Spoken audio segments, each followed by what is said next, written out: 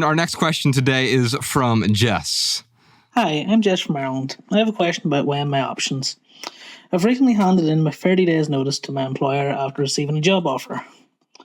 The offer I accepted has guaranteed me training and development within the field I work in.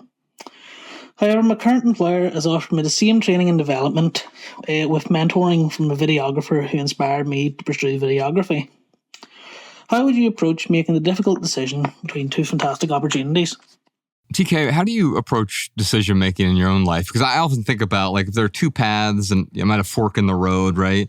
The uncomfortable path is often the most fulfilling path. And it's also usually the path I don't want to go down. There's ponies and rainbows on this one, and it looks more appealing. Now, sometimes it just may be more appealing, and I don't want to go down. If you know definitively, like, one path is going to be appreciably better for you than the other, right? Well, it's easy to make that decision. That's not what we're talking about here. Right. I also find for me that generally, and I do this still, if I do a pro-con list, it doesn't really help me as much as you would think it would because, well, we know about this economic term, Homo economicus, right? It's like this ideal human being who doesn't make any emotional decisions, but just acts on the information that is presented to them. Yeah. But human beings, we are creatures who act and react emotionally. And often these decisions are about how's that decision going to make you feel? Because maybe the one decision you're going to make makes sense on a spreadsheet. Monetarily, it's a better decision. Yeah. But that's like looking at a rainbow in black and white. Yeah. It removes all the humanity from the decision-making process. So I've got some heuristics that I use in my own decision-making process, but I'd like for you to talk a bit about decision-making. When I think about choosing between two fantastic options or two good options, I like to first begin by affirming you're going to be okay either way, right? Part of making a good decision isn't just about prediction. Which one am I going to be happiest with?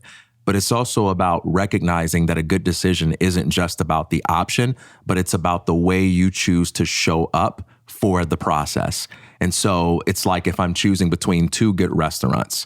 In order for this to be a good decision, I've got to do more than just think about my priorities and pick a good restaurant, but I also have to make the choice that once I choose that, then, hey, I'm going to make this work. I'm going to be fully present here. I'm not going to psych myself out and be thinking about what I could have ordered if I had gone to that restaurant. Because even with a great decision, you can render it miserable by focusing too much on what you could have done instead. So a good decision is about lining your energy up with what you have chosen after you've chosen. And if you've got two fantastic options, you've got to know you're going to be okay, because once you make the choice, you'll line your energy up with it and you'll improv the best way forward.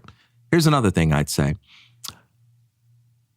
Think about what your priorities are in two ways. The first way is one option might offer you something like a better upside for growth. Another option might offer you more stability. And you can think about that by saying, well, I think I value stability more than upside for growth at this stage of my life and career. Or at this stage, I think I value growth a little bit more than stability, and I've got a higher tolerance for risk, so I'm willing to do it.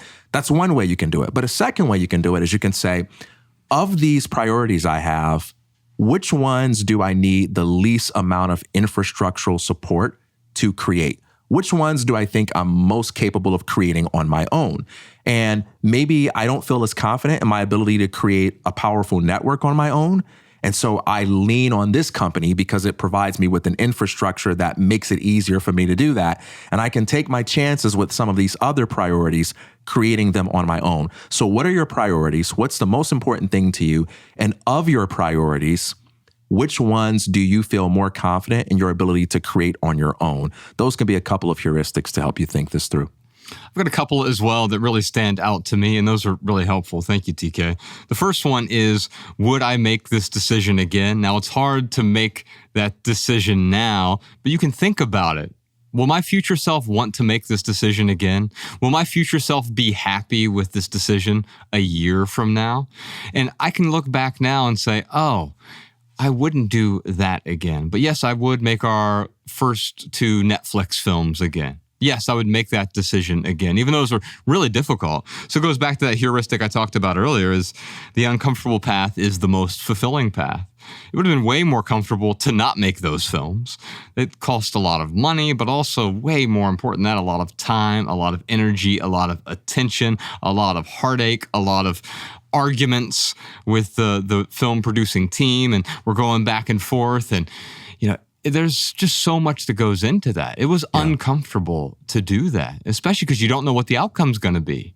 You don't even know what outcome you want with that. But for us, it was creating something that would reach people, right? It's a fairly vague outcome, but there's no way I could have known the amount of people, tens of millions, actually over 100 million people now between both of those films that we have reached because we were willing to take the uncomfortable path.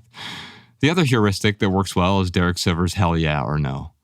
And at some point, that is not an intellectual exercise so much as it is, how do I feel about this? Does it feel like a hell yes? I have a friend who reached out to me recently, and her job is requiring her to relocate to a city in a different state.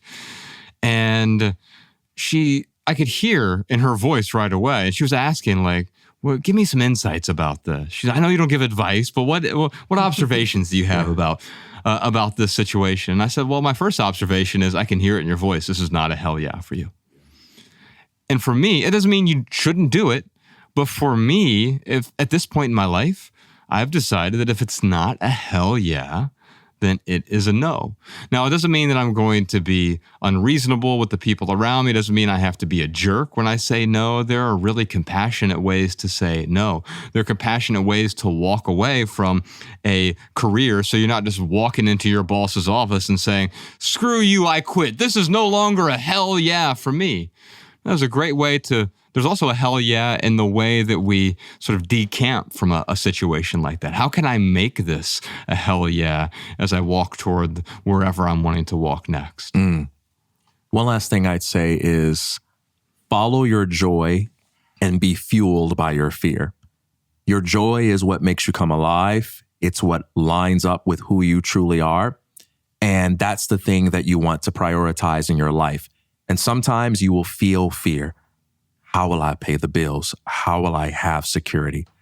You want to let that fuel you in the sense of leveraging that fear to motivate you to do the things you know to do. But how do you get the guidance for what you should do? By following that inner compass that says, this is my joy.